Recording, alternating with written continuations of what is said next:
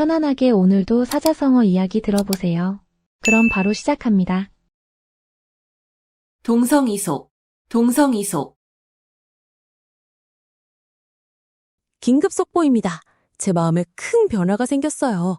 방금 전까지만 해도 완전히 다른 사람이었는데 말이에요. 아니, 사실 제가 갑자기 다른 사람이 된 건 아니고요. 오히려 저와 똑같은 목소리를 가진 사람을 만났는데 그 사람이 저와는 완전히 다른 삶을 살고 있더라고요. 정말 신기했어요. 오늘 말씀드릴 사자성어는 바로 동성이속이에요. 같을 동, 소리 성, 다를 이, 풍속 속. 같은 소리이지만 다른 풍속이라는 뜻인데요. 쉽게 말하면 겉으로는 똑같아 보이지만 속은 완전히 다르다는 의미예요. 마치 똑같은 브랜드 가방이어도 하나는 정품이고 하나는 짝퉁인 것처럼 겉모습만으로는 구별하기 어려운 상황을 말할 때 쓰는 표현이거든요. 특히 사람들이나 문화를 비교할 때 많이 사용해요. 그런데 이 말이 어떻게 생겨났는지 아세요? 바로 중국 전국시대 때의 이야기인데요. 당시 각 나라마다 언어는 비슷했지만 풍습과 문화가 완전히 달랐어요. 예를 들어 제 나라 사람과 초나라 사람이 만나서 대화를 할 때 말은 통하지만 생각하는 방식이나 행동 양식은 정반대였던 거죠. 특히 제 나라는 상업을 중시해서 돈을 벌기 위해서라면 뭐든지 하는 실용주의 문화였는다. 초나라는 명예와 의리를 최고로 여기는 무사 문화였어요. 똑같은 중국어를 쓰면서도 하나는 이익을 추구하고 하나는 정신적 가치를 추구했던 거예요. 만약 여러분이 그 시대에 살았다면 정말 혼란스러웠을 것 같아요. 아까 제가 말씀드린 똑같은 목소리를 가진 사람 이야기로 돌아가 볼게요. 그 사람은 저와 정말 목소리가 똑같았는데 통화할 때 가족들도 구분 못할 정도였거든요. 그런데 막상 만나서 이야기해보니 완전히 다른 사람이었어요. 저는 조심스럽고 신중한 성격인데 그 사람은 즉흥적이고 모험적인 스타일이더라고요. 똑같은 소리를 내지만 완전히 다른 사람이었던 거죠. 그때 깨달았어요. 겉으로 드러나는 것만으로 사람을 판단하면 안 되겠구나 하고요. 동성이속이라는 말이 딱 맞는 상황이었던 거예요. 송구영신, 송구영신. 엘리베이터가 바로 열린 그때 저는 깨달았어요. 세상에는 정말 우연이라는 게 있구나.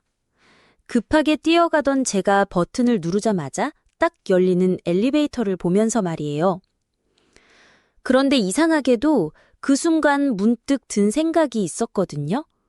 아, 내가 지금까지 놓치고 있던 게 뭔지 알겠다. 송구영신이라는 말 들어보셨나요? 송구영신은 보내다 송, 묵을 구, 맞이할 영, 새로울 신. 옛것을 보내고 새것을 맞이한다는 뜻이에요. 보통 연말연시에 많이 쓰는 말이죠. 한 해가 저물어가면서 지난 해를 보내고 새해를 맞이하는 그런 마음을 담은 사자성어거든요. 이 말이 처음 만들어진 건 중국 당나라 때예요. 시인 왕환이 쓴 시에서 나온 말인데 그 시의 배경이 정말 아름다워요. 강가에서 새해 첫날 해가 뜨는 걸 바라보면서 지은 시였거든요.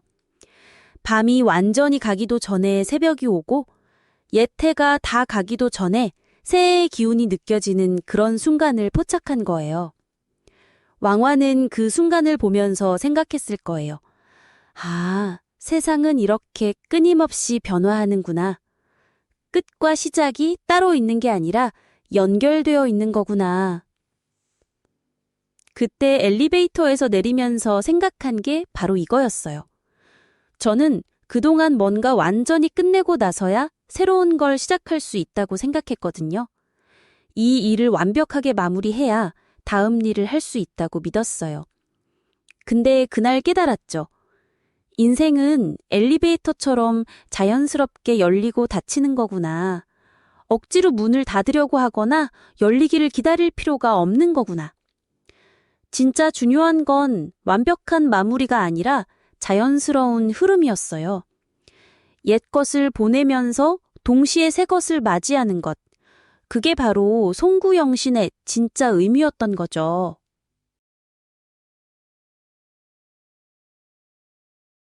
파경지탄, 파경지탄. 카페에서 옆 테이블 대화를 우연히 들었는데요. 중년 부부가 이혼 서류를 앞에 두고 앉아 있더라고요. 아주머니가 조용히 하시는 말이 우리 처음 만났을 때 기억나?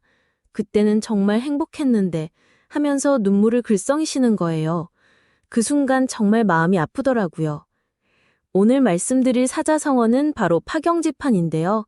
파는 깨트릴 파, 경은 거울경, 지는 갈지, 탄은 탄식할 탄이에요. 직역하면 거울이 깨진 것을 탄식한다는 뜻이죠. 부부가 헤어지거나 좋은 관계가 끝날 때의 안타까움을 표현하는 말이에요. 특히 한때는 정말 좋았던 사이가 돌이킬 수 없이 망가져버렸을 때 쓰는 표현이거든요. 이 말이 어떻게 생겨났는지 아세요? 중국 남북조 시대 진나라 이야기예요. 서덕종이라는 황태자가 있었는데 그의 아내가 바로 낙창공주였어요. 두 사람은 정말 금슬이 좋았다고 해요. 그런데 나라에 큰 전장이 일어났어요. 서덕종은 혹시 우리가 헤어지게 되면 어떻게 서로를 찾을까라고 걱정했죠. 그래서 둘이 거울 하나를 반으로 쪼개서 각자 반쪽씩 가지고 있기로 했어요. 만약 떨어져 살게 되면 매년 정월 보름날 장터에서 이 거울 조각을 팔아보자. 그러면 서로를 찾을 수 있을 거야 라고 약속했던 거예요. 결국 전쟁으로 두 사람은 헤어지게 됐고 낙창공주는 다른 낭자와 재혼하게 됐어요. 서덕종이 약속한 날 장터에 나가서 거울 조각을 팔고 있으니까 정말로 공주가 보낸 하인이 나타난 거예요. 거울 조각을 보고는 우리 주인이 이 거울 조각과 똑같은 걸 가지고 있다고 하면서 시 한 수를 전해줬어요. 거울은 사랑과 함께 가지만 거울은 돌아와도 사람은 돌아오지 않네 라는 구슬픈 시였죠. 그래서 그때 제가 깨달은 건요. 인생에서 정말 소중한 관계들은 한번 깨지면 다시 원래계로 돌아갈 수 없다는 거예요. 그 카페에서 본 부부처럼 말이에요. 처음에는 서로를 비추는 완전한 거울 같았을 텐데 어느 순간 금이 가고 깨져버린 거죠. 아무리 조각을 맞춰봐도 예전 그 온전한 모습으로는 돌아갈 수 없잖아요. 소중한 사람과의 관계를 함부로 대하지 말아야겠다는 생각이 들어요. 거울이 깨지기 전에 더 조심스럽게 다뤄야 하니까요. 산전수전, 산전수전. 길고양이를 보면서 문득 든 생각이 있어요. 비가 오는 날에도 눈이 내리는 날에도 그 작은 몸으로 어떻게 살아남을까 하고 말이에요. 저희 집 앞에 자주 오는 회색 고양이가 있거든요. 처음엔 말랐는데 점점 살이 오르는 걸 보면서 진짜 신기했어요. 어디서 어떻게 먹이를 구하는지, 추운 겨울을 어떻게 버티는지 궁금했거든요. 오늘 말씀드릴 사자성어는 바로 산전수전이에요. 산자에 싸울 전자, 물숫자에 싸울 전자를 써서 산전수전이라고 해요. 말 그대로 산에서도 싸우고 물에서도 싸운다는 뜻이거든요. 그런데 여기서 싸운다는 건 실제로 누구랑 주먹다짐을 한다는 게 아니라 온갖 어려운 일들을 겪으면서 살아왔다는 의미예요. 요즘 말로 하면 별의별 일을 다 겪어봤다 정도가 되겠죠. 그런데 이 말을 어떻게 생겨났는지 아세요? 중국 한나라 때 한신이라는 장군이 있었어요. 이 사람은 정말 험난한 삶을 살았거든요. 어릴 때는 너무 가난해서 밥을 못 먹어서 빨래하는 아주머니가 주는 밥으로 연명하기도 했대요. 그런데 이런 고생을 하면서도 포기하지 않고 결국 유방을 도와 천하를 통일하는 데 큰 공을 세웠어요. 산에서도 물에서도 어떤 전투든 승리를 이끌어낸 거죠. 사람들이 그런 한신을 보며 저 사람은 정말 산전수전을 다 겪었구나 라고 말했던 거예요. 그 회색 고양이 이야기로 돌아가 볼게요. 어느 날 새벽에 쓰레기를 버리러 나갔는데 그 고양이가 골목 구석에서 새끼 3마리를 낳아서 키우고 있더라고요. 비바람이 몰아치는 밤에도 사람들이 쫓아내려고 해도 그 작은 몸으로 새끼들을 지키고 있었어요. 그때 깨달았어요. 저 고양이야말로 진짜 산전수전을 다 겪으면서도 살아남은 거구나. 우리 인간들도 마찬가지잖아요. 살다 보면 예상치 못한 일들이 계속 생기는데 그때마다 포기하지 않고 버텨내는 게 바로 산전수전의 의미인 거죠. 산전수전을 다 겪었다는 건 단순히 고생만 많이 했다는 게 아니라 그 모든 걸 견뎌내고 살아남았다는 뜻이에요. 그래서 더 멋진 말인 것 같아요.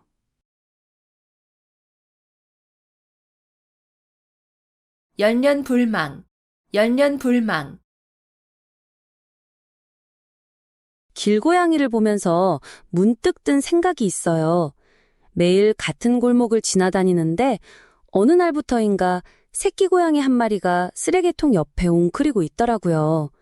처음엔 그냥 지나쳤는데 둘째 날도 같은 자리에 있고 셋째 날도 똑같이 그 자리를 지키고 있는 거예요. 비가 와도 바람이 불어도 그 자리에서 누군가를 기다리는 것 같았어요. 나중에 알고 보니 어미 고양이가 며칠 전에 사라졌더라고요. 그런데도 새끼 고양이는 계속 그 자리를 지키고 있었어요. 그 모습을 보면서 생각났던 말이 바로 열년불망이에요.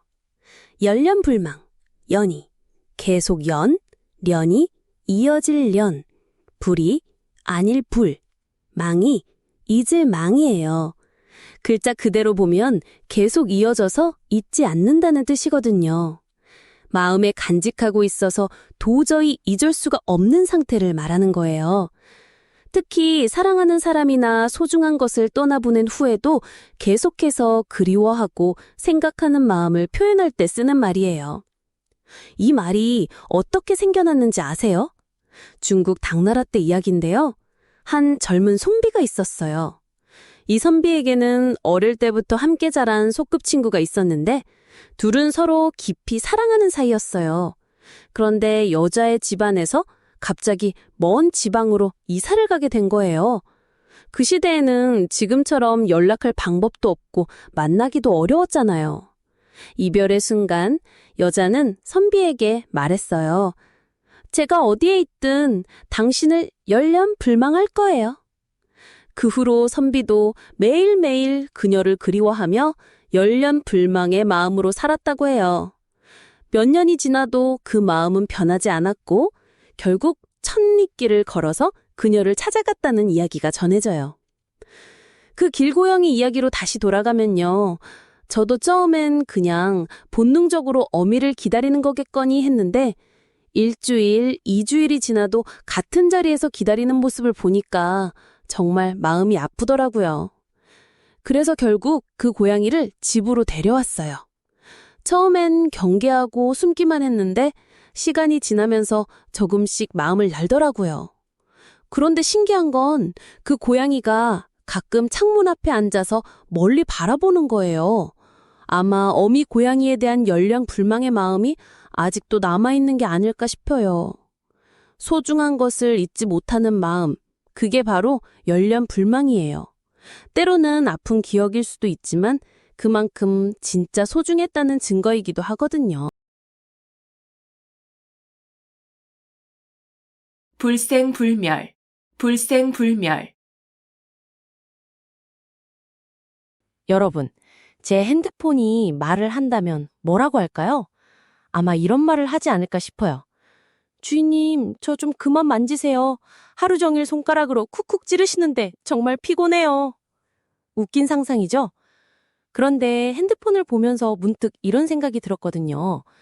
이 작은 기기 안에 담긴 정보들, 사진들, 메시지들은 과연 언제 생겨났다가 언제 사라질까요? 오늘 이야기할 사자성어는 바로 불생불멸이에요. 불은 아닐 불, 생은 날 생, 불은 아닐 불, 멸은 멸할 멸자를 쓰죠. 그러니까 나지도 않고 멸하지도 않는다는 뜻이에요. 처음 들으면 좀 이상하죠. 세상 모든 게 태어나고 죽는데 나지도 않고 죽지도 않는다니요. 이 말은 불교에서 나온 개념인데요. 모든 존재의 본질은 영원 불변하다는 뜻이거든요. 우리 눈에 보이는 형태는 계속 변하지만 그 근본적인 에너지나 본질은 절대 사라지지 않는다는 거예요. 마치 물이 얼음이 되었다가 수증기가 되어도 결국은 물이듯이 말이에요. 그런데 이 말이 어떻게 생겨났는지 정말 신기한 이야기가 있어요. 옛날 인도에 한 왕자가 있었는데 이 왕자가 바로 부처가 되신 분이거든요. 왕자였을 때는 궁궐에서 호화롭게 살았지만 어느 날 궁 밖으로 나가서 늙고 병들고 죽어가는 사람들을 보게 됐어요. 그때 충격을 받았죠. 아, 이 모든 고통과 죽음은 대체 뭘까? 정말 끝이 없는 걸까? 고민하다가 결국 왕자의 자리를 버리고 수행의 길을 떠났어요.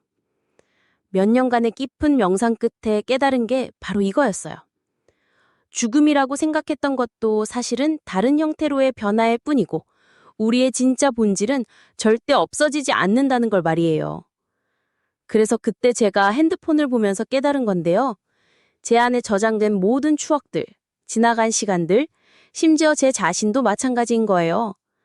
몸은 늙고 변하지만 제가 가진 마음의 에너지, 사랑했던 기억들, 누군가에게 전했던 따뜻함들은 절대 사라지지 않더라고요.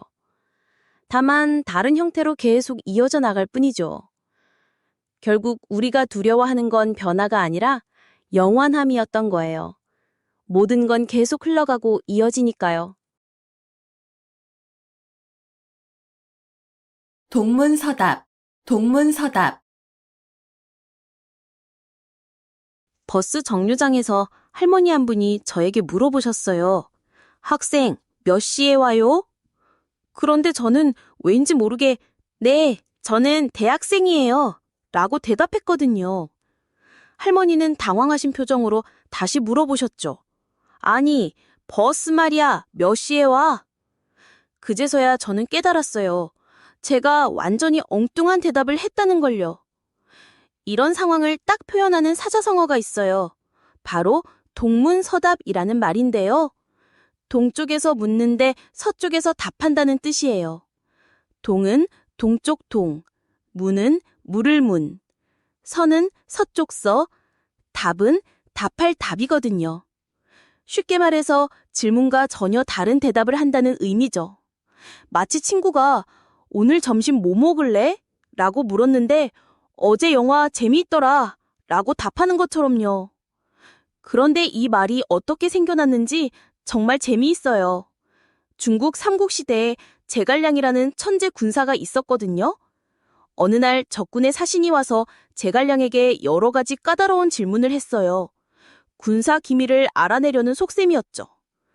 그런데 제갈량은 정말 똑똑했어요. 직접적으로 대답하지 않고 전혀 다른 이야기로 빙빙 돌려서 답했거든요. 사신이 당신들 군대는 몇 명이나 되나요? 라고 물으면 제갈량은 봄이 되니 꽃이 참 예쁘게 피었네요. 라고 답하는 식이었어요. 사신은 점점 답답해졌지만 제갈량은 끝까지 핵심을 피해서 대답했죠. 결국 사신은 아무런 정보도 얻지 못하고 돌아갔고요. 이때부터 사람들이 저 사람 참 동문서답을 잘한다 라고 말하기 시작했다고 해요. 그런데 버스 정류장에서 할머니께 엉뚱한 대답을 했던 그 순간 저는 정말 부끄러웠어요. 제갈량처럼 의도적으로 그런 게 아니라 정말 딴 생각을 하고 있었거든요. 할머니는 웃으시면서 요즘 젊은이들은 참 바쁘구나 라고 말씀해 주셨어요. 그때 깨달았어요. 진짜 소통이라는 건 상대방의 말을 제대로 듣고 마음을 이해하는 거라는 걸요. 때로는 제갈량처럼 의도적으로 피해야 할 때도 있지만 대부분은 서로 마음을 나누려고 노력해야겠더라고요. 상전벽해, 상전벽해. 길고양이를 보면서 문득 든 생각이 있어요. 매일 지나다니는 골목인데 어느 날 갑자기 그 고양이가 사라진 거예요. 그냥 없어진 게 아니라 그 자리에 새 건물이 들어서 있더라고요. 어제까지 있던 낡은 집들이 모두 사라지고 번쩍번쩍한 상가 건물이 들어서 있는 걸 보는 순간 정말 소름이 돋았어요. 불과 몇 달 만에 완전히 다른 세상에 되어 있었거든요. 이런 변화를 보고 옛사람들이 만든 말이 바로 상전벽해예요. 상전벽해는 뽕나무밭 상, 밭전, 푸를 벽, 바다 해 이렇게 네 글자로 이루어져 있어요. 뽕나무밭이 푸른 바다가 되었다는 뜻인데 정말 상상도 못할 정도로 큰 변화가 일어났을 때 쓰는 말이에요. 세상이 완전히 뒤바뀌어버린 상황을 표현하는 거죠. 그런데 이 말이 어떻게 생겨났는지 정말 재미있는 이야기가 있어요. 진나라 때 마고라는 선녀가 있었는데 어느 날 왕방평이라는 도사를 만나게 돼요. 마고가 왕방평에게 말하길 내가 태어난 이후로 동해가 3번이나 뽕나무밭으로 변했다가 다시 바다가 되는 걸 봤다고 하더라고요. 얼마나 오랜 세월을 살았으면 바다가 육지가 되고 다시 바다가 되는 걸 3번씩이나 봤을까요? 그 말을 들은 왕방평이 깜짝 놀라면서 세상의 변화가 얼마나 거대한지 깨달았다는 거예요. 그래서 그때 제가 깨달은 건 변화라는 게 정말 무서우면서도 신기하다는 거였어요. 그 골목에서 뛰어다니던 고양이도, 할머니들이 앉아서 이야기하던 평상도, 아이들이 놀던 놀이터도 모두 사라지고 완전히 다른 공간이 되어 있었거든요. 처음엔 너무 당황스럽고 슬펐는데 생각해보니 이게 바로 인생이더라고요. 변화는 막을 수 없지만 그 속에서 새로운 이야기가 시작되는 거예요. 상전벽해처럼 완전히 다른 세상에 와도 우리는 그 안에서 또 다른 의미를 찾아가는 거죠. 오비삼척, 오비삼척. 오래된 일기장을 펼쳐보니 중학교 때 쓴 글이 나왔어요. 그런데 이게 정말 웃기더라고요. 제가 그때 쓴 일기 내용이 뭐냐면 앞머리를 자르고 싶어서 가위로 조금씩 잘라냈는데 계속 삐뚤어져서 더 자르고 또 자르고 했다는 거예요. 결국 앞머리가 거의 다 사라져서 1달 동안 모자를 쓰고 다녔다고 적혀 있더라고요. 이런 상황을 딱 표현하는 사자성어가 있어요. 바로 오비삼척이에요. 오는 나, 오, 비는 코, 비, 삼은 석, 삼, 척은 자척이에요. 직역하면 내 코가 석자라는 뜻인데 이게 왜 이런 의미가 됐을까요? 코는 얼굴의 가운데 있잖아요. 그런데 자기 코가 석자나 되게 길다고 하면 정말 우스꽝스럽겠죠. 그래서 이 말은 자기 자신의 잘못이나 부족함을 제대로 보지 못한다는 뜻으로 쓰여요. 남의 흠은 잘 보면서 정작 자기 문제는 모르는 상황을 말하는 거예요. 이 사자성어는 중국 고전에서 나온 말이에요. 옛날 어떤 학자가 다른 사람들의 잘못은 아주 세세하게 지적하면서 정작 자기 얼굴에 묻은 밥풀은 모르고 있었다는 이야기에서 비롯됐어요. 주변 사람들이 보기엔 정말 우스꽝스러웠을 거예요. 남의 작은 실수는 현미종으로 보듯 찾아내면서 자기 얼굴에 큰 밥풀이 붙어 있는 걸 전혀 모르고 있으니까요. 그런데 제가 앞머리 자르던 그날을 생각해보니 정말 오비삼척이었던 것 같아요. 거울을 보면서 계속 자르고 있었는데 그때는 조금만 더 다듬으면 예뻐질 거라고 생각했거든요. 옆에서 엄마가 그만하라고 말렸는데도 제 생각에만 빠져 있었어요. 나중에 학교 가서 친구들이 놀라는 표정을 보고서야 제가 얼마나 이상한 모습이었는지 깨달았죠. 결국 우리 모두 자기 코 길이는 모르면서 살아가는 것 같아요. 남을 탓하기 전에 내 모습부터 돌아보라는 지혜가 담긴 말이에요. 불문곡직, 불문곡직. 버스에서 만난 아주머니가 갑자기 저에게 하신 말씀이 아직도 귀에 맴돌아요. 젊은 사람, 세상엔 흙과 백만 있는 게 아니야. 회색도 있다는 걸 알아야 해. 그때는 무슨 말인지 몰랐거든요. 그런데 지금 생각해보니 그분이 저에게 알려주고 싶었던 게 바로 오늘 말씀드릴 사자성어와 딱 맞아 떨어지더라고요. 불문곡직이라는 말 들어보셨나요? 불은 아니라는 뜻이고 문은 묻는다는 의미예요. 곡은 굽었다, 즉 잘못되었다는 뜻이고 직은 곧다, 옳다는 의미거든요. 그러니까 옳고 그름을 따주지 않는다는 뜻이에요. 어떤 상황이든 잘잘못을 가리지 않고 무조건 받아들이거나 처리한다는 의미로 쓰이죠. 이 말이 어떻게 생겨났는지 정말 흥미로운 이야기가 있어요. 중국 진나라 때 조고라는 권신이 있었는데 이 사람이 정말 무서운 권력을 가지고 있었거든요. 어느 날 조고가 황제 앞에 사슴 한 마리를 끌고 와서는 폐하, 이것은 말입니다. 라고 당당하게 말했어요. 황제는 당황했죠? 분명히 사슴인데 말이라니요? 그런데 더 놀라운 건 신하들의 반응이었어요. 어떤 신하들은 조고의 눈치를 보며 맞습니다, 말입니다 라고 했고, 어떤 신하들은 용기를 내어 아닙니다, 사슴입니다 라고 했어요. 조고는 진실을 말한 신하들을 모두 기억해뒀다가 나중에 하나씩 제거해버렸다고 해요. 결국 누구도 진실을 말할 수 없는 상황이 된 거죠. 그런데 제가 그 버스 아주머니 말씀을 이해하게 된 건 직장에서 겪은 일 때문이었어요. 팀장님과 부장님이 회의에서 정면으로 대립했는데 저희는 그 중간에 끼어 있었거든요. 팀장님은 A안을 밀었고 부장님은 B안을 고집했어요. 누가 봐도 팀장님 의견이 맞는 상황이었는데 저는 고민이 되더라고요. 진실을 말하면 부장님 기분이 상할 테고 부장님 편을 들면 양심에 걸리고요. 그때 문득 그 아주머니 말씀이 떠올랐어요. 저는 양쪽 다 듣지 않기로 했어요. 대신 두 분 의견 모두 일리가 있으니 데이터를 더 모아서 객관적으로 판단해보면 어떨까요? 라고 했죠.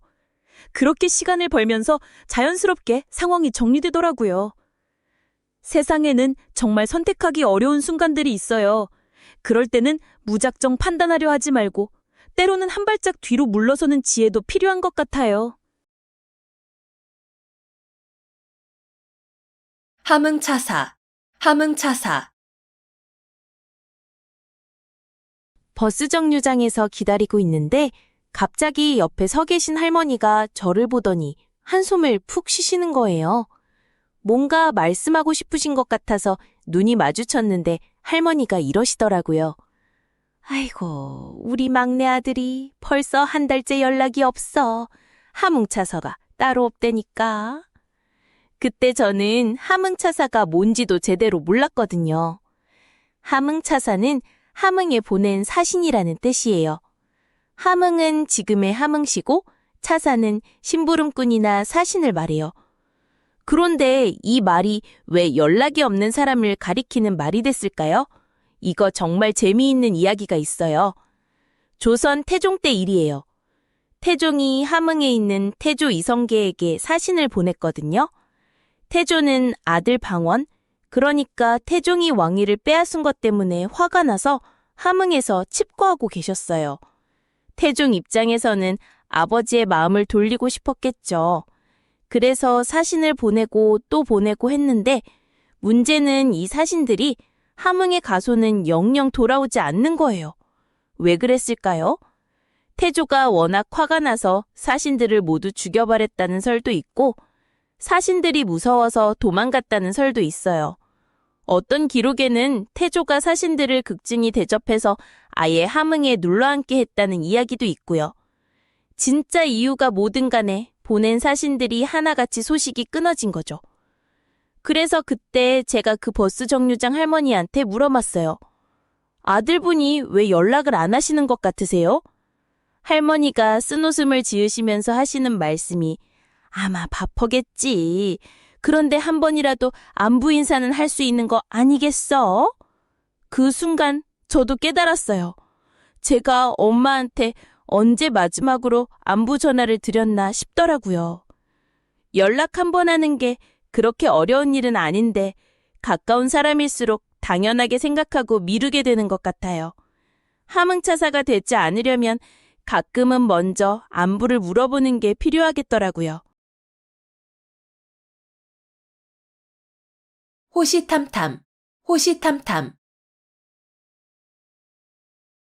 길고양이를 보면서 문득 든 생각이 있어요.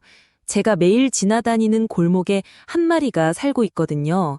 처음엔 그냥 평범한 고양이라고 생각했는데 며칠 관찰해보니까 정말 신기한 걸 발견했어요.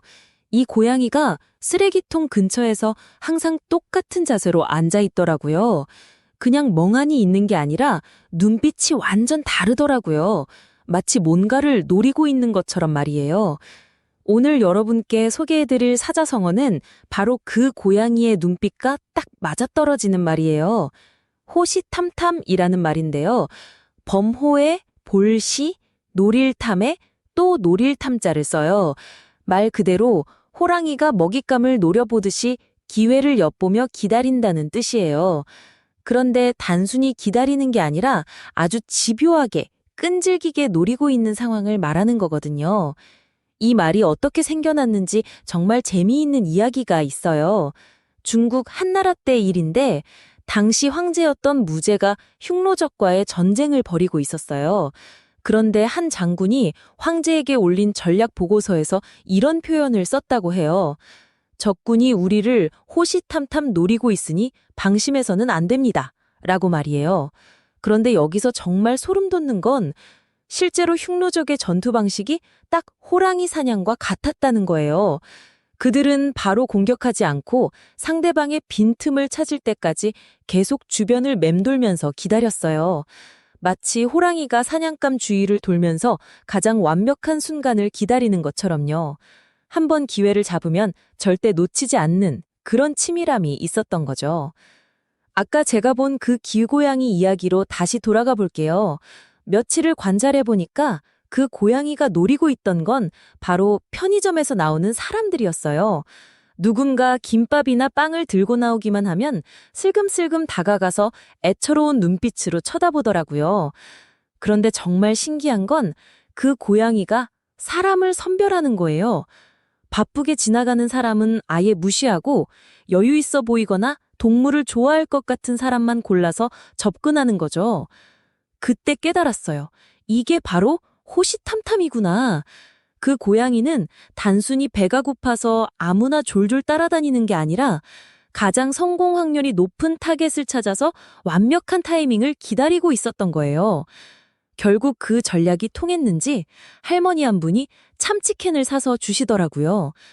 때로는 조급하게 서두르는 것보다 호시탐탐 기회를 노리며 기다리는 지혜가 필요한 것 같아요. 그 길고양이처럼 말이에요. 사고 묻힌, 사고 묻힌. 새벽 3시에 걸려온 전화 한 통이 제 인생을 바꿔놨어요. 통화 버튼을 누르자마자 들린 건 울음소리였거든요. 아무 말도 없이 계속 흐느끼는 소리만 들려서 처음엔 장난 전화인 줄 알았어요. 그런데 가만히 들어보니까 제가 아는 목소리더라고요. 몇 년째 연락도 안 하던 대학 동기였는데 갑자기 새벽에 전화해서 울고만 있는 거예요. 무슨 일이야? 하고 물어봤더니 한참 있다가 겨우 한마디 하더라고요. 혼자야. 그 말이 왜 그렇게 가슴 깊숙이 박혔는지 모르겠어요. 혼자라는 말, 단순한 두 글자인데 그 안에 담긴 무게가 어마어마했거든요. 오늘 얘기할 사자성어가 바로 사고 묻힌이에요. 사는 주위를 둘러본다는 뜻이고 고는 돌아본다는 의미예요. 무는 없을 무자, 치는 친척 친자거든요. 그러니까 사방을 둘러봐도 의지할 친척이나 가족이 아무도 없다는 뜻이에요. 완전히 혼자가 된 상황을 표현하는 말이죠. 현대적으로 표현하면 정말 막막한 상황에서 도움을 청할 사람이 아무도 없을 때 쓰는 말이에요. 연락처를 아무리 뒤져봐도 전화할 사람이 없고 카톡방 목록을 봐도 진짜 속마음을 털어놓을 사람이 없는 그런 외로운 순간 말이에요. 이 말이 어떻게 생겨났는지 정말 슬픈 이야기가 있어요. 중국 춘추 전국 시대에 오나라 공자 광이라는 인물이 있었는데 이 사람이 왕이 되기 위해 온갖 음모를 꾸미다가 결국 모든 걸 잃게 됐거든요. 권력을 차지하려고 형제들을 배신하고 신하들을 의심하며 살았는데 정작 자신이 위험에 처했을 때는 도와줄 사람이 아무도 없었던 거예요. 사방을 둘러봐도 적만 가득하고 믿을 만한 사람은 한 명도 없는 상황이 된 거죠. 그때 누군가가 사고 무치미로구나 라고 말했다는 기록이 남아있어요. 권력을 위해 모든 인간관계를 희생시킨 대가였던 거예요. 만약 여러분이 그 상황이었다면 얼마나 절망스러웠을까요? 그 새벽 전화 이야기로 다시 돌아가자면 그 친구 이야기를 들어보니까 정말 사고 묻힌 상황이더라고요. 회사에서 잘렸는데 가족한테는 말하기 부끄럽고 친구들한테는 자존심 때문에 털어놓기 어렵고 그래서 몇 달째 혼자 버티다가 결국 무너진 거였어요. 전화를 끊고 나서 제가 깨달은 건 진짜 외로움은 사람이 없어서가 아니라 마음을 열 용기가 없어서 생긴다는 거였어요. 혼자가 되는 건 순식간이지만 다시 사람들과 연결되는 건 용기가 필요한 일이더라고요. 박이부정, 박이부정. 40살이 되던 해 처음으로 제대로 된 실패를 경험했어요. 그때까지는 뭐든지 조금씩은 할 줄 안다고 생각했거든요. 영어도 조금, 요리도 조금, 운동도 조금, 악기도 조금. 그런데 정작 중요한 순간에 아무것도 제대로 해낼 수 없더라고요. 박이부정이라는 말이 있어요. 넓을 박, 말 이을 이, 아닐 부, 정할 정. 넓기는 하지만 정밀하지 못하다는 뜻이죠. 쉽게 말하면 이것저것 다 아는 것 같은데 정작 깊이가 없다는 거예요. 요즘으로 치면 만능 제주꾼인 것 같지만 실제로는 어느 것 하나 제대로 못하는 상태를 말하는 거죠. 이 말이 처음 나온 건 춘추 전국시대 때였어요. 당시 제 나라에 순우곤이라는 학자가 있었는데 이 사람이 정말 박학가식했어요. 역사도 알고, 시도 알고, 음악도 알고, 정치도 알고. 그런데 막상 나라에서 중요한 일이 생겼을 때 결정적인 해결책을 제시하지 못했던 거예요. 왕이 물어봤어요. 당신은 그렇게 많은 걸 아는데 왜 이 문제 하나 해결 못하는 거냐고. 순우곤이 대답했죠. 제가 아는 것들이 넓기는 하지만 깊지 못해서 정작 필요할 때 쓸모가 없습니다. 이때부터 박이부정이라는 말이 생겨났어요. 그날 밤 집에 돌아와서 제가 그동안 뭘 했나 생각해 봤어요. 10년 넘게 영어 공부했는데 외국인 앞에서는 한마디도 못하고 요리 강의도 몇 개 들었는데 친구들 초대할 만한 음식은 하나도 못 만들고 기타도 몇 년 쳤는데 한 곡 완주는커녕 코드 몇 개만 알고 있었던 거예요. 그 순간 깨달았어요. 저도 순우곤과 똑같은 상황이었구나. 진짜 실력은 깊이에서 나오는 거더라고요. 넓게 아는 것보다 하나라도 제대로 파는 게 훨씬 중요했어요. 우후죽순, 우후죽순. 여러분, 길고양이를 보면서 문득 든 생각이 있어요. 매일 같은 골목을 지나다니는데 어느 날 갑자기 새끼 고양이 한 마리가 나타났거든요. 그런데 신기한 게 하루가 지나니까 2마리, 사흘이 지나니까 5마리가 되어 있더라고요. 도대체 어디서 이렇게 많이 나타난 건지 정말 신기했어요. 이런 상황을 딱 표현하는 사자성어가 있어요. 바로 우후죽순이에요. 비우, 뒤후, 대나무죽, 죽순순. 비가 온 뒤에 대나무 새순이 돋아난다는 뜻이거든요. 무언가가 갑자기 많이 생겨나는 상황을 말할 때 쓰는 표현이에요. 요즘으로 치면 치킨집이 우후죽순 생겨난다거나 새로운 앱들이 우후죽순 나온다고 할 때 쓰죠. 그런데 이 말이 어떻게 생겨났는지 아세요? 중국 송나라 때 일이에요. 맹종이라는 효자가 있었는데 어머니가 겨울에 갑자기 죽순이 먹고 싶다고 하신 거예요.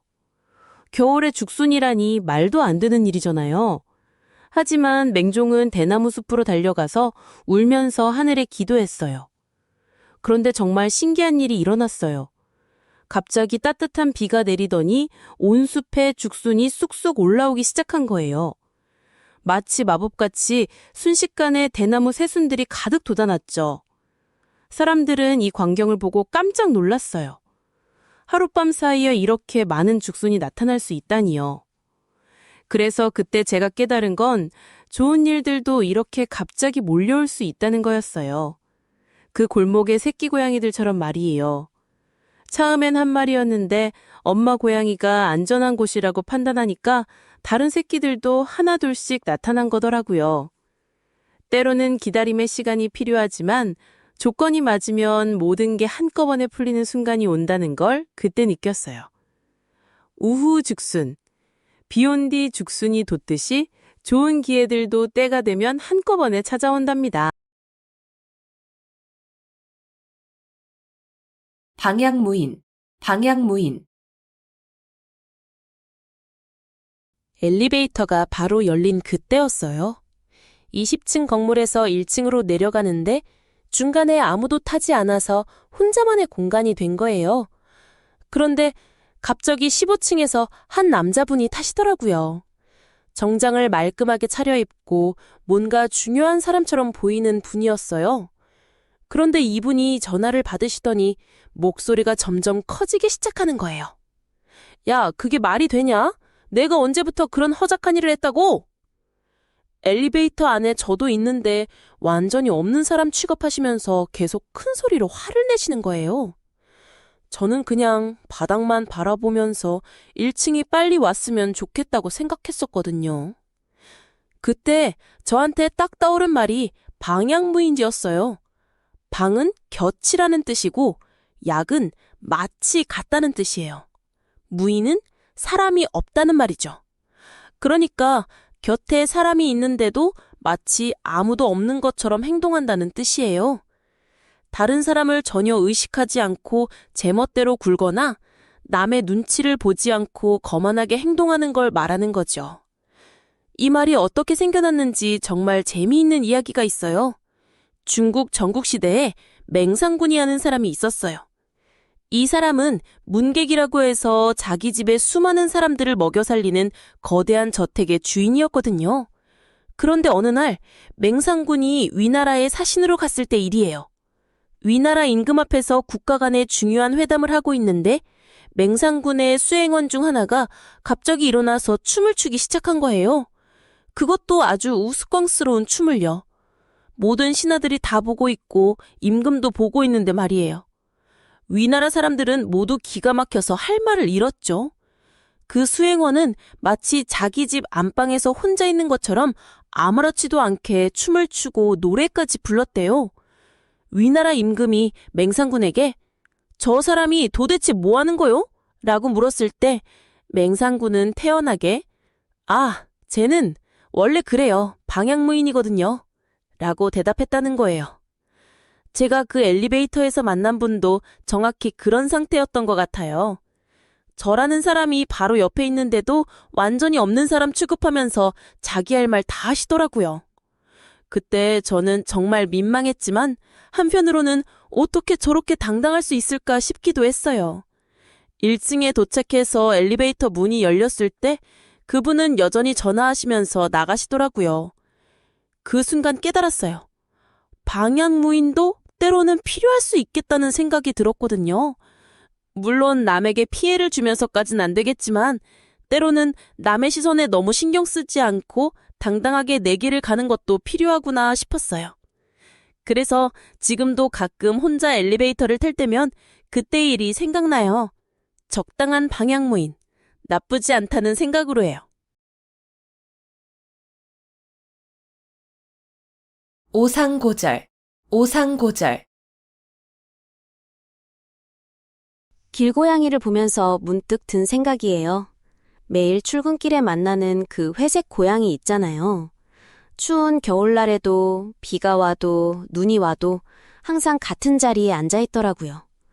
사람들이 지나가도 꿋꿋하게 자기 자리를 지키고 있는 모습이 뭔가 마음에 와닿았어요. 그 고양이를 보면서 떠오른 말이 있는데요. 오상고절이라는 사자성어예요. 오는 맞설 오, 상은 설이상, 고는 외로울 고, 절은 절개절. 서리를 맞서며 홀로 지키는 절개라는 뜻이에요. 겨울의 매서운 추위와 서리를 견디면서도 굽히지 않는 의지와 절개를 표현하는 말이거든요. 주변이 아무리 춥고 혹독해도 자신의 신념을 꺾지 않는 그런 강인한 정신력을 말하는 거예요. 그런데 이 말이 어떻게 생겨났는지 아세요? 송나라 때 소식이라는 시인이 있었어요. 소식은 관리로서 백성들을 위해 올바른 정치를 하려고 했지만 부패한 권력자들과 자주 충돌했죠. 결국 여러 번 좌천되고 유배를 당하게 되었어요. 그런데도 소식은 자신의 신념을 굽히지 않았어요. 유배지에서도 시를 쓰며 백성들을 걱정하고 올바른 길을 포기하지 않았거든요. 특히 해남도라는 외딴 섬으로 유배 갔을 때 그 혹독한 환경 속에서도 의연하게 버텨낸 모습이 후세 사람들에게 큰 감동을 주었어요. 사람들은 그의 굳건한 정신력을 국화꽃에 비유했는데 국화가 서리를 맞으면서도 홀로 피어있는 모습과 닮았다고 해서 오상고절이라는 말이 생긴 거예요. 그 길고양이를 보면서 제가 떠올린 건 회사를 다니던 시절이었어요. 새로운 프로젝트를 맡게 되었는데 다른 동료들은 모두 반대했거든요. 너무 위험하다, 실패할 가능성이 크다면서요. 상사조차 회의적이었어요. 하지만 저는 그 프로젝트가 정말 의미 있는 일이라고 생각했어요. 몇 달 동안 혼자서 야근하며 준비했죠. 주변에서는 시간 낭비라고 수군거렸고 때로는 정말 포기하고 싶었어요. 그런데 그 고양이처럼 제 자리를 지켜야겠다는 생각이 들더라고요. 결국 그 프로젝트는 성공했고 회사에 큰 도움이 되었어요. 그때 깨달았어요. 때로는 혼자서라도 믿는 길을 걸어가는 용기가 필요하다는 걸요. 세상이 아무리 차갑고 외로워도 자신이 옳다고 믿는 길을 걸어가는 것. 그게 바로 진정한 오상고절이 아닐까요? 만학천봉, 만학천봉. 갑자기 손이 떨리기 시작했어요. 무대 위에 올라가기 직전이었거든요. 100명도 안 되는 작은 발표였는데 심장이 터질 것 같더라고요. 그런데 옆에 있던 선배가 조용히 말해줬어요. 걱정 마. 저기 앉은 사람들도 다 너처럼 떨었던 순간이 있어. 바로 그 순간 떠오른 말이 만학천봉이에요.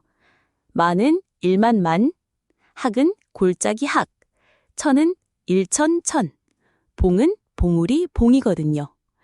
1만 개의 골짜기와 1천 개의 봉우리라는 뜻이죠. 엄청나게 많은 험한 산과 깊은 골짜기가 첩첩산중으로 이어져 있다는 의미예요.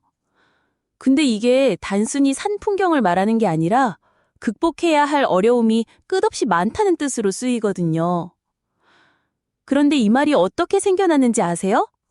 중국 당나라 시대에 두보라는 시인이 있었어요. 그 시절 중국은 알록산의 난이라는 큰 전쟁으로 온 나라가 쑥대밭이 되었거든요. 두보는 가족과 헤어져 홀로 험한 산길을 걸어야 했어요. 밤에는 늑대 울음소리가 들리고 낮에는 산적들이 나타날까봐 전전긍긍했죠. 그가 쓴 시에서 만학천봉이라는 표현이 나왔는데 정말 절망적인 상황이었어요. 한 고개를 넘으면 또 다른 고개가 기다리고 한 골짜기를 지나면 더 깊은 골짜기가 나타나고 끝이 보이지 않는 시련의 연속이었거든요. 그런데 신기한 건 두보가 포기하지 않았다는 거예요. 오히려 그 많은 고난을 다 겪고 나서 더 깊이 있는 시를 쓸 수 있게 되었다고 해요. 그래서 그때 제가 깨달은 건 무대 위의 떨림도 결국 제가 넘어야 할 작은 봉우리 중 하나라는 거였어요. 그 발표가 끝나고 나니까 정말 다른 사람이 된 기분이더라고요. 그 떨림 뒤에 숨어있던 진짜 제 목소리를 찾을 수 있었거든요. 인생이라는 건 정말 만학천봉 같아요. 하지만 그 험한 길을 걸어본 사람만이 진짜 아름다운 풍경을 볼 수 있는 것 같아요.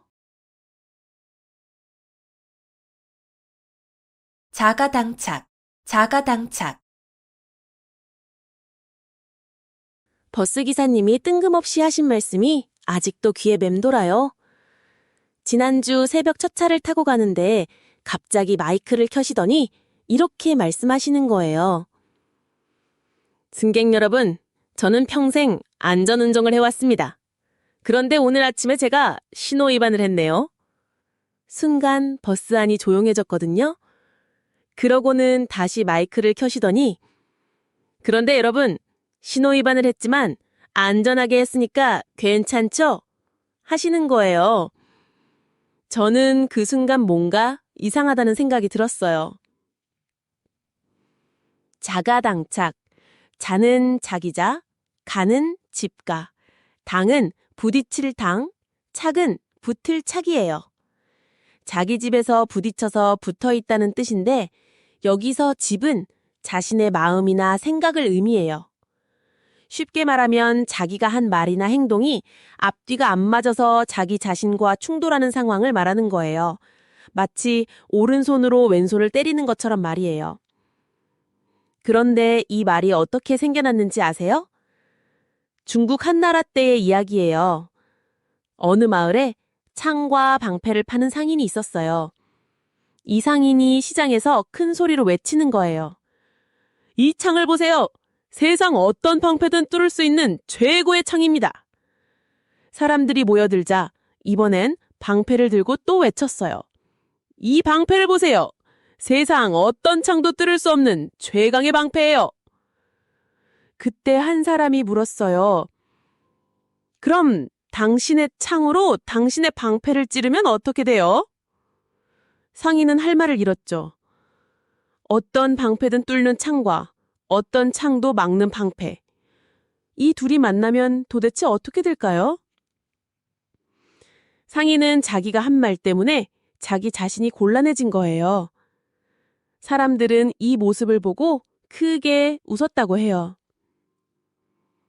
그래서 그때 제가 깨달은 건 저도 그 버스 기사님처럼 살고 있었다는 거예요.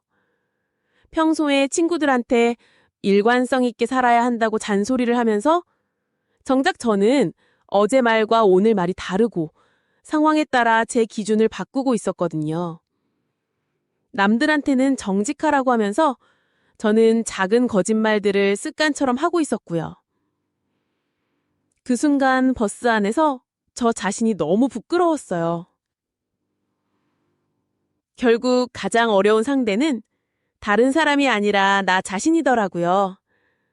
내가 한 말과 행동이 서로 싸우지 않도록 하는 것. 그게 진짜 어른이 되는 첫걸음인 것 같아요. 아전인수, 아전인수. 40살이 되던 해 처음으로 부모님과 진짜 싸움을 했어요. 그것도 돈 때문이요. 제가 회사를 그만두고 창업을 하겠다고 했더니 아버지가 펄쩍 뛰시면서 네가 뭘 안다고 그런 무모한 짓을 하냐고 하시더라고요. 그 순간 제 머릿속에는 온통 제 생각만 가득했어요. 아버지는 보수적이시고 새로운 도전을 이해 못하신다. 제 꿈을 지지해주지 않으신다. 이런 생각들만 계속 맴돌았거든요. 그런데 지금 생각해보니까 그때 제가 딱 아전인수였더라고요. 아전인수. 아는 분들도 계시겠지만 자기 논밭으로 물을 끌어온다는 뜻이에요. 아는, 밭전, 끌인, 물수. 모든 상황을 자기 입장에서만 해석하고 자기한테 유리하게만 받아들이는 거죠. 마치 농부가 자기 논밭에만 물을 대려고 하는 것처럼요. 이 말이 어떻게 생겨났는지 정말 재미있어요. 중국 전국시대 때 맹자라는 철학자가 있었는데 어느 날 제나라 왕이 맹자에게 물어봤어요. 선생님, 사람들이 모두 자기 이익만 챙기려고 하는데 어떻게 해야 할까요? 그러자 맹자가 이렇게 대답했죠. 왕께서 만약 이익만을 말씀하신다면 대부들도 자기 이익만을 생각하고 일반 백성들도 각자 자기 논밭으로만 물을 끌어오려 할 것입니다. 맹자가 살던 시대는 지금처럼 수도시설이 잘 되어 있지 않았거든요. 강이나 시냇물을 논밭으로 끌어와야 했는데 물이 한정되어 있다 보니까 사람들이 자기 논밭으로만 물을 끌어오려고 했어요. 옆집 노는 말라가도 상관없이요. 맹자는 이런 모습을 보면서 인간의 이기적인 본성을 표현한 거죠. 그래서 그때 제가 깨달은 건 아버지도 저만큼이나 간절했다는 거예요. 제가 실패할까봐, 힘들어할까봐 걱정되셨던 거더라고요. 저는 제 꿈과 열정만 생각했는데 아버지는 아버지대로 자식 걱정하는 마음에서 말씀하신 거였어요. 둘 다 각자의 논밭으로만 물을 끌어오고 있었던 거죠. 결국 서로의 마음을 이해하고 나니까 그제서야 진짜 대화가 시작되더라고요. 아전인수에서 벗어나는 순간 세상이 훨씬 넓어 보였어요.